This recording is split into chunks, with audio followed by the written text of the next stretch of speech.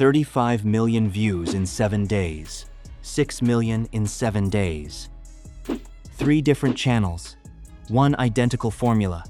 And every single one of them built without a face, without a script supervisor, without spending a single dollar to start. Those aren't outliers. They're a snapshot of what's happening across an entire corner of YouTube right now. A Roblox niche where the gameplay is just background noise and the actual content is a short, punchy rant or story sitting on top of it. One of these channels didn't even exist 5 months ago. Today it's sitting past 3 million subscribers with over 1 billion total views. A second one crossed 1 million subscribers and passed 500 million views running the exact same style. A third, much smaller and much newer, is already past 500,000 subscribers with over 300 million views behind it. Different channel sizes, different launch dates, identical underlying format. Here's the part that should actually get your attention. A separate channel in this space, only 6 months old, has already crossed 4 million subscribers and 1.5 billion views, with individual shorts landing anywhere from 80 to over 120 million views each. Nobody builds a channel that fast by accident, and nobody does it by hiring a production team either, because the entire pipeline behind these channels is gameplay footage, an AI voice, and a script, stitched together in an editor. That's the whole operation. In this video, I'm breaking down exactly how it works, from the footage, to the voice, to the editing tricks that make these videos feel so watchable, so you can build one yourself starting today. Why does this specific format keep exploding instead of fading like every other faceless trend before it? Part of it is pure psychology. A short setup followed by an immediate payoff creates the same dopamine loop that made those old Reddit story over Subway Surfers videos unstoppable a few years back. Except this version pairs it with gameplay footage that's naturally chaotic and visually busy enough to hold attention without any editing skill required. Part of it is flexibility. You can rant about something trending today, post a purely relatable situation tomorrow that has nothing to do with any trend at all, and both categories go viral inside this format, which means you're never stuck waiting on the news cycle to hand you content. And part of it is simply where the money is. A large share of the viewership pulling these numbers sits in countries that pay significantly more per 1,000 views than the global average, so the same view count that would earn modest money in a lot of niches earns considerably more here. It also helps that this niche actually splits into 2 distinct sub-formats, and you don't have to pick just one. The first is the rant style, gameplay running underneath while a voice reacts to something trending or gives an opinion on a relatable situation. Fast, loud, and built for a scroll-heavy feed. The second is the story style, a short narrative told across several scenes, sometimes with fully AI-generated animated visuals instead of raw gameplay at all, closer to a tiny piece of fiction than a rant. Both are pulling enormous numbers right now, so the actual decision isn't which one is correct, it's which one matches the kind of channel voice you'd actually enjoy producing daily, since that's the version you'll still be making consistently 3 months from now. Before any footage exists, spend 30 minutes getting your channel identity right, because a channel that looks unfinished gets scrolled past no matter how good the video behind it is. Ask your AI model to generate a batch of name ideas built specifically around a Roblox commentary or story angle. Cross-check a few of your favorites against what's already out there, so you're not accidentally landing on a name some other channel already owns, and then have it write you a short, SEO-friendly channel description that actually explains what someone's about to get if they subscribe. For your logo, describe your channel name and concept to an image generation tool. Keep the aspect ratio square since that's the standard logo format. Generate a handful of options and pick whichever one reads clearly, even shrunk down to the tiny size it'll actually display at next to your channel name. None of this needs to take more than an hour combined, and skipping it entirely is one of the easiest ways to make a genuinely good video underperform simply because the channel around it looked half-built. Start with the footage, and this is the part almost nobody overcomplicates because it genuinely doesn't need complicating. Roblox itself is free, and there are 2 paths from here. Path 1. Record it yourself. Log into any obby-style game. Slap Tower and Mega Obby are the 2 everyone keeps coming back to. Open a free screen recorder, and just play for a minute or 2 while it captures everything. You don't need to be good at the game. You need the movement to look smooth, and the footage to look alive. That's the entire bar. Path 2.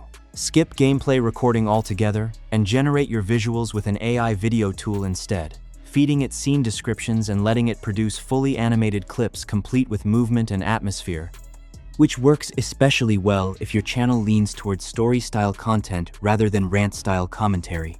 Either path gets you usable footage in under 10 minutes, so pick whichever matches the tone of channel you're actually trying to build. If you're recording it yourself and don't already own a screen capture tool, there are several genuinely free options that handle this without any noticeable quality loss. So there's no reason this specific step should cost you anything, even at scale. If you'd rather not download gameplay clips from anywhere you don't fully control the rights to, recording it yourself takes barely longer and completely sidesteps any question about whose footage you're actually using. Once your visuals are sorted, the next problem is what to actually talk about, and this is where most people waste hours scrolling for inspiration that never comes. Instead, build yourself a repeatable prompting process. Ask your AI model to generate a batch of premise ideas built specifically around this niche: 2 winning categories, a trending topic angle, and a purely relatable everyday situation. And for each one, ask for a title, a one-line summary, and an opening hook. Read through the batch and pick whichever idea you can already picture the first 3 seconds of. If nothing comes to mind immediately, that's usually a sign the idea won't hold attention once it's actually written out. Then take that single chosen premise and run it back through your model with instructions to write the full script, somewhere around 150 to 200 words for a short, punchy, conversational tone, a small twist or reveal near the end, and pacing that never lets a sentence run long enough to lose momentum. I'll walk through this with an original example rather than reusing anyone else's premise. A teenager discovers their little brother has been using their gaming account to secretly message their crush, and has been doing it convincingly for 2 straight weeks. Notice the shape of that premise. It's specific, it's mildly embarrassing in a way almost anyone can relate to, and it sets up a reveal without spelling it out immediately. The actual twist, that the crush had been quietly enjoying the conversation and only figured out the switch a full week later, is what gives the script somewhere to go, instead of just ending flat the moment the setup is explained. Every strong premise in this niche has that same shape underneath it: a relatable setup, a beat of escalating awkwardness, and a small reveal that recontextualizes what the viewer just assumed was happening. That's the exact template worth reusing across dozens of your own original premises, never the premise itself. Trending topics work the same way but on a shorter clock. Whatever's dominating group chats and comment sections this particular week, a viral drama, a weird new challenge, a piece of celebrity news teenagers actually care about, can be run through the exact same premise and script process same day, and it'll perform because the algorithm is actively surfacing anything connected to that topic regardless of which channel posted it.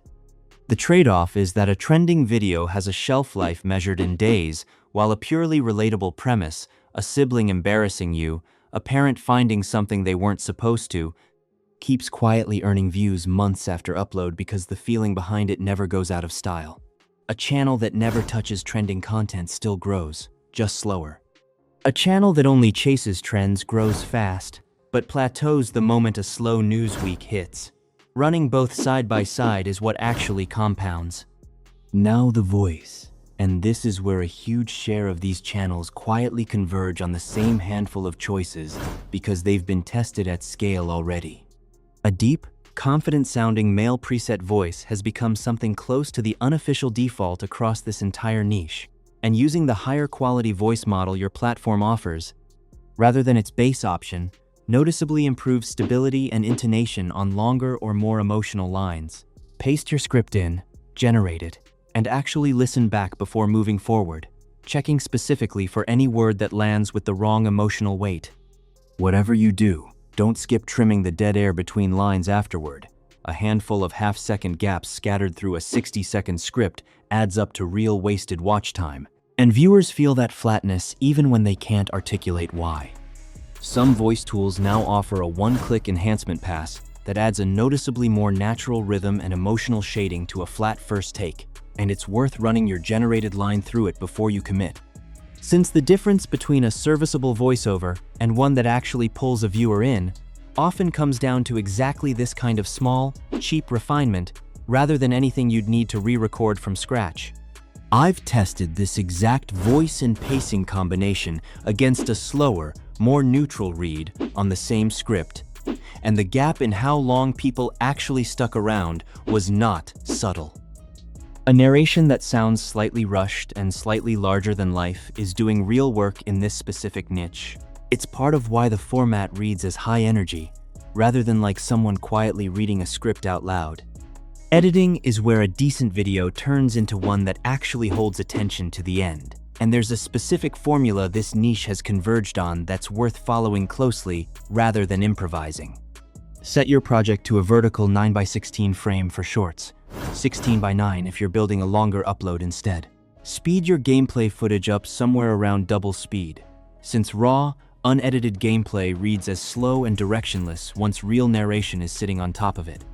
Speed your voiceover up slightly too, somewhere around 1.2 to 1.3 times, with pitch correction turned on so it doesn't sound chipmunked, which is exactly the tight, energetic pacing this format is built around.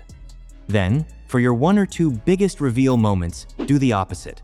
Slow that specific section down to around 9/10 speed, which manufactures a beat of tension right before the payoff lands, a trick every high-performing video in this space is quietly using, whether viewers consciously notice it or not.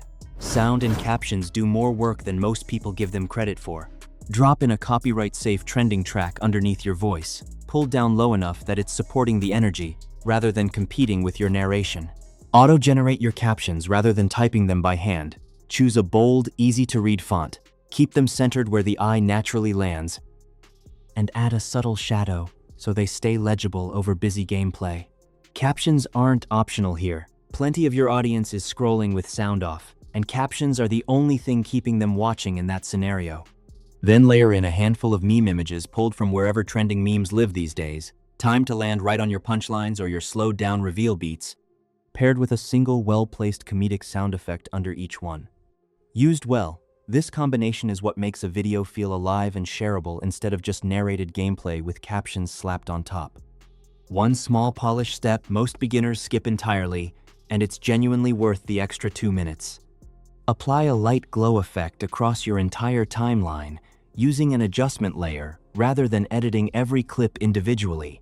It's a subtle, almost subconscious difference, but it's the kind of thing that separates a video that looks like a phone screen recording from one that looks like it was actually finished by someone who knows what they're doing, and it costs you nothing beyond the 2 minutes it takes to apply. If you want to compress this entire workflow, there's a growing set of all-in-one tools built specifically for this exact niche that can take your script, generate the voice, auto-place your gameplay, and let you apply saved voice presets, like a deeper pitch for your slow-mo moments, sound effects, and meme overlays all from a single interface, cutting what used to be an hour of manual editing down to something closer to 15 minutes once you know where everything lives. It's worth testing once your manual process is dialed in, since knowing the fundamentals first means you'll actually notice if the automated version is cutting a corner that matters. The same logic applies if you went with the story-style path instead of raw gameplay. Several AI video generators now let you feed in one scene description at a time and get back a fully animated clip, complete with movement, atmosphere, and sometimes even built-in voice and sound, which means your entire visual pipeline can run through the same tool you used for scripting without ever touching a screen recorder. Generate each scene from your script in order. Download them as they finish, and assemble them in your editor, sorted by creation time, so they land in the correct sequence without you manually reordering anything.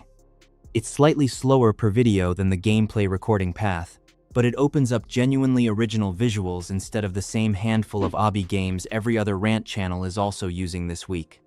Before you publish, treat your title and thumbnail with real intent rather than an afterthought, since in a feed this fast scrolling, that's genuinely the only decision a viewer is making before they either tap or scroll past. Pull the title straight from the premise you generated earlier rather than writing a new one from scratch. And when you're filling out your upload settings, be deliberate rather than careless. Mark the content accurately. Keep it out of anything resembling content aimed at young children if your channel isn't built for that specifically. And make sure your monetization and visibility settings are actually configured before you hit publish, since a video sitting unpublished or incorrectly flagged is a video earning nothing, no matter how good it is. What this costs, honestly, is close to nothing to start. Roblox is free, your screen recorder is free, a base tier AI model subscription covers your scripting. A free tier on your voice tool covers dozens of these short scripts before you'd ever need to pay. And your editing software has a fully usable free version. If you do eventually pay for anything, it'll likely be a small monthly fee for a higher quality voice model or an all-in-one automation tool, and even then you're looking at a small amount a month against a niche where a single video can pull 5 or 6 figures in views. Start on whatever free tier each tool offers. Prove to yourself that your specific scripts and pacing are actually landing with real viewers. And only upgrade the one piece of the stack that's genuinely limiting your output once you have real data telling you which one that is, rather than assuming more expensive tools automatically mean a better video. One honest thing before you publish your first one. It's going to take you longer than the finished product suggests it should. Probably an hour or more the first time through, while you're still finding your rhythm with the speed and pitch settings. That drops fast. By your 5th or 6th video, the whole process, gameplay, script, voice, editing, memes, sound, export, comfortably fits inside 20 or 30 minutes, which is exactly how these channels manage to publish daily without burning out. 4 mistakes worth naming directly, because they quietly cap channels that are otherwise doing everything right. First, copying a viral premise, almost word for word, instead of using it as a structural template. Viewers in this niche see an enormous volume of this content, and a premise that feels like a rerun gets scrolled past fast, whereas an original spin on a proven shape performs the way the original did. Second, skipping the dead air cleanup on your voiceover because it feels like a tedious step, when it's actually one of the highest leverage 5 minutes in the entire process. Third, either overloading a video with memes and sound effects until it feels chaotic, or skipping them entirely because they feel unnecessary, when the actual sweet spot is a handful placed precisely on your best moments, not sprinkled everywhere and not absent altogether. Fourth, launching 3 channels at once before a single one has proven the format works for you specifically, when the smarter order is 1 channel, 10 to 15 videos, real data, and only then deciding whether to scale sideways. Fifth, ignoring your upload settings and treating them as a final formality instead of an actual part of the job, since a video that's miscategorized, incorrectly flagged, or quietly stuck in a partially published state earns exactly nothing, no matter how strong the writing and editing behind it were. Once videos are live, watch your retention graph more closely than your raw view count, since in a format this fast and this saturated, a graph that holds flat through the twist is telling you your pacing and your script actually worked, and that's exactly the signal that gets a video pushed harder to new viewers regardless of where it started. A steep drop at one specific second is pointing at one specific problem. A joke that didn't land, a reveal that came too early, a caption that lagged behind the audio, so go back and diagnose that exact moment rather than guessing at a fix for your next upload. Do this after every single upload, not only the ones that underperform, since your best videos are just as instructive as your worst ones. They're telling you exactly which pacing choices, which voice settings, which meme placements to deliberately repeat instead of stumbling into again by luck. This format also scales sideways with almost no extra effort. The same short-form script style stretches naturally into a longer-form rant video once you've got a backlog of premises that performed well. And the same production pipeline runs identically whether you're covering trending drama this week or a purely relatable situation next week, which means you're never boxed into one content lane. Several of the fastest-growing channels in this space are quietly running 2 or 3 of these at once, since the actual production bottleneck, once your process is dialed in, is nowhere near your daily time budget. If you're producing efficiently, spending roughly half an hour gets you 1 finished video, and doubling that time genuinely can get you 2, which is exactly the kind of math that lets one person run multiple channels across slightly different angles of the same niche without either one feeling neglected. So here's the whole system laid out in order. Free gameplay footage or AI-generated visuals, whichever fits your channel's tone. A repeatable prompt process for premises and scripts, instead of scrolling for ideas. One locked-in voice, sped up and pitch-corrected to match the pacing this niche runs on. A deliberate slow-mo beat right before your reveal. Captions and memes doing real retention work, not just decoration. A title and thumbnail pulled straight from the same idea that built the script. No studio, no crew, no cost to start, just a laptop, a couple of free tools, and the discipline to actually publish, instead of endlessly tweaking your first video. Your first attempt at this is going to feel slower and clumsier than the videos you've been watching blow up, and that's simply the tuition for learning the rhythm. By video 6 or 7, this stops being a struggle and starts being a checklist you can run through in half an hour flat. Go back to where we started.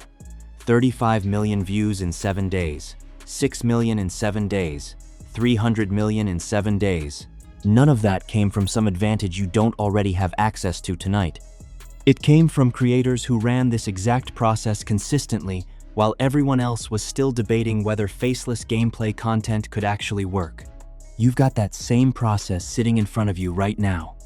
The only thing separating you from a published video tonight is whether you actually open your screen recorder and start, or close this tab and let someone else build the channel you just got the entire blueprint for.